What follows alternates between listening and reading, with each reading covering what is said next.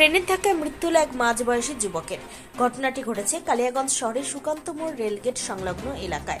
Police সূত্রে জানা গিয়েছে, ভোরবেলা ওই যুবক রেল লাইন ধরে আসছিল, তখন হঠাৎ রাধিকাপুর কাঠিয়ারগামী ডিএমইউ লোকাল ট্রেন চলে আসে। সে বুঝতে পারেনি, সেই সময় ওই ট্রেনের ধাক্কায় লুটিয়ে পড়ে সেখানে।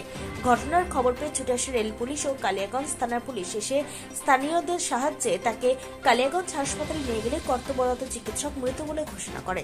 পুলিশ সূত্রে জানা যায়, মৃত ব্যক্তির নাম জগন্নাথ মহন্ত, বয়স 32, বাড়ি তার 14 নম্বর ওয়ার্ডের মণিবাগ এলাকায়। পুলিশ মৃতদেহ ময়নাতদন্তের জন্য রায়গঞ্জ হাসপাতালে মর্গে পাঠায় ও ঘটনার তদন্তে নেমেছে পুলিশ। দাদা, আপনার নাম? শ্যামল রায়। কি ঘটেছে আজকে? ঘুরে আসলাম, দোকানে ফ্যানটা লাগালাম, দোকান লাগাচ্ছে তখন শুনলাম রেলে আছে ধাক্কা গেছে। রাধিকাপুর শিলিগুড়ি আসবে, ট্রেনটাতে ধাক্কা খাইছে। তারপর জিআরবিরা আসছে, আসে নিয়ে গেছে। এটুকুই শুনলাম, আমরা কি হয়েছে বলতে হবে নাম পরিচয় জানা গেছে? না, নাম জায়গা কোথায় ঘটছে ঘটনা? এই সুকান্ত করে রেল লাইনের সাথে।